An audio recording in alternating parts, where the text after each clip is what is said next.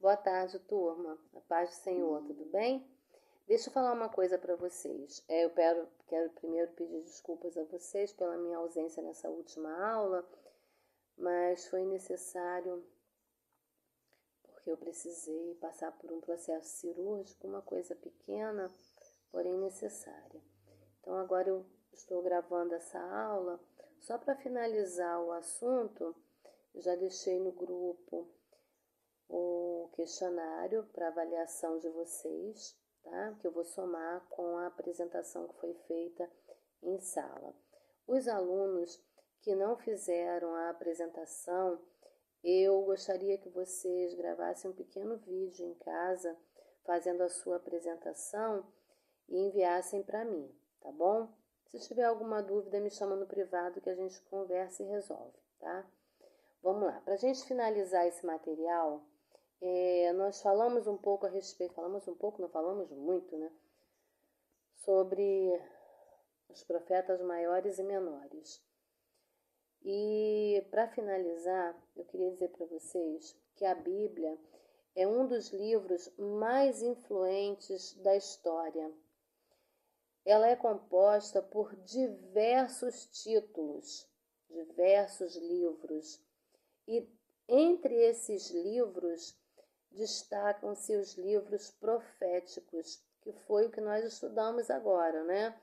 Os profetas maiores e menores, que é a literatura profética.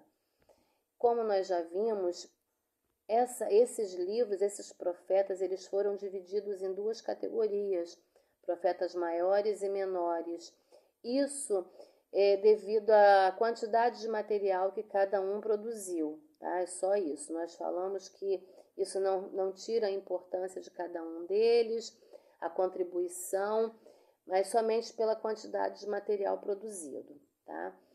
Então, no contexto bíblico, os profetas eles eram figuras centrais na atuação do povo, no meio do povo. Eles eram mensageiros de Deus e sua palavra, cada palavra foi registrada e preservada ao longo dos séculos. Graças a Deus por isso, né? Porque essa palavra, ela é de vital importância até os dias atuais. A mensagem desses homens, desses profetas, ela transcende o contexto histórico em que eles viveram. Ela traz lições valiosíssimas para o momento pós-moderno em que nós vivemos. No meio das nossas crises atuais, a mensagem do profeta se faz tão atual quanto. Os temas que eles costumavam abordar no contexto em que eles estavam inseridos e as suas profecias são até hoje fonte de inspiração e de esperança para nós cristãos.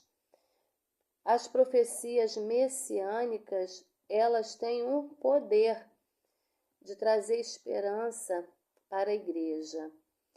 Elas, além disso, nos incentivam a viver uma fé que se manifeste em ações concretas na comunidade onde nós estamos inseridos, além de cumprirem o propósito de Deus através dos seus ministérios.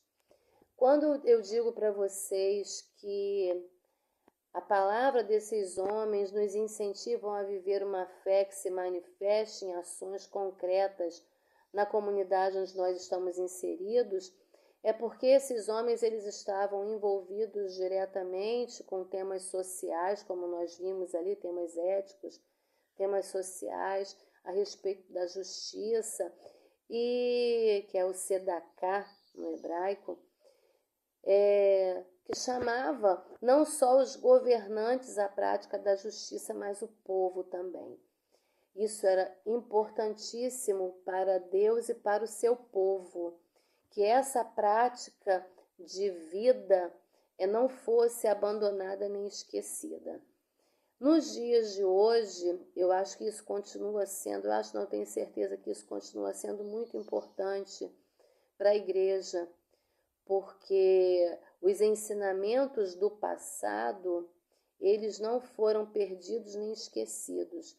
Eu digo a vocês que eles são atualizados todos os dias, quando nos deparamos com qualquer crise e somos chamados a nos posicionar como Igreja de Cristo, vivendo uma fé ativa e não passiva diante das necessidades, diante das mazelas que o povo vive. Os textos proféticos revelam ainda uma grande diversidade e uma profundidade de experiência de fé que esses homens viveram, quando nós olhamos para o momento histórico em que eles estavam vivendo, quem eles eram, como eles contribuíram, de onde eles saíram, onde eles foram usados por Deus. Isso mostra uma grande diversidade. E a maneira como eles transmitiam a mensagem e a maneira como eles... Só um minuto, desculpa. A maneira como eles transmitiam a mensagem, como eles viviam, como eles eram sensíveis à voz de Deus, a situação em que o povo estava vivendo diante de Deus. E isso mostra a profundidade dessa experiência de fé, a ponto de muitas vezes eles sentirem exatamente aquilo que Deus sentia diante do clamor do povo. Os profetas que produziam literatura, independente de serem maiores ou menores, eles geralmente são chamados de profetas escritores. Já os profetas que não produziram textos que compõem o cânon bíblico são geralmente chamados de profetas oradores. Nós vimos isso, que alguns tinham a função de escribas. Entre os profetas oradores, nós podemos citar como exemplo Elias e Eliseu, porque nós não encontramos livros escritos por esses homens, tá? Então, por isso eles são chamados de profetas oradores. A atividade profética deles não se deu no campo da mensagem escrita, mas sim na oralidade, na mensagem falada. Só a título de curiosidade, na Bíblia hebraica, os livros dos profetas menores são contados apenas como um único livro.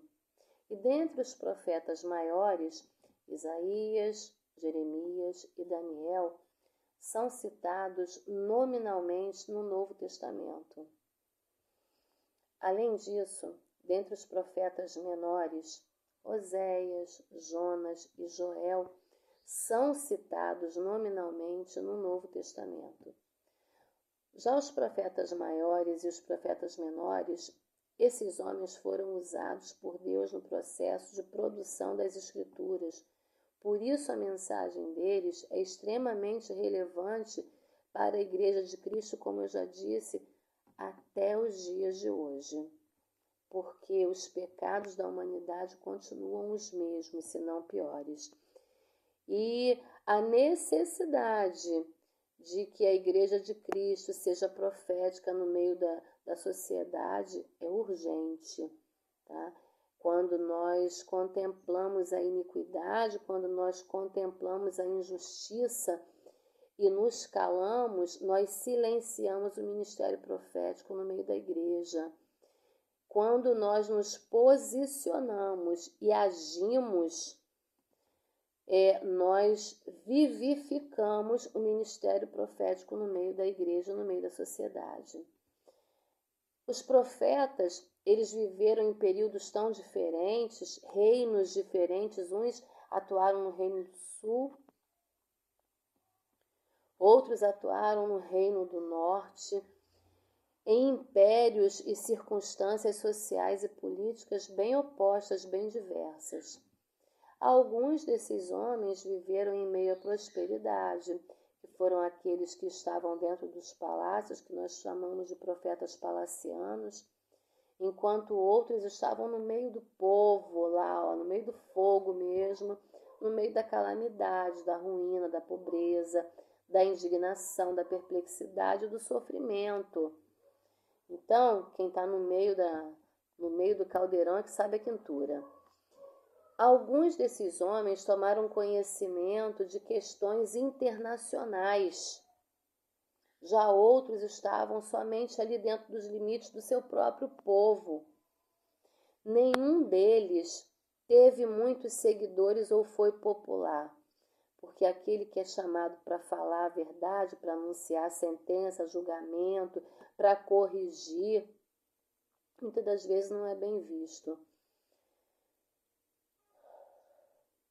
Alguns foram ouvidos e acatados, enquanto outros foram completamente rejeitados mesmo no meio do seu povo.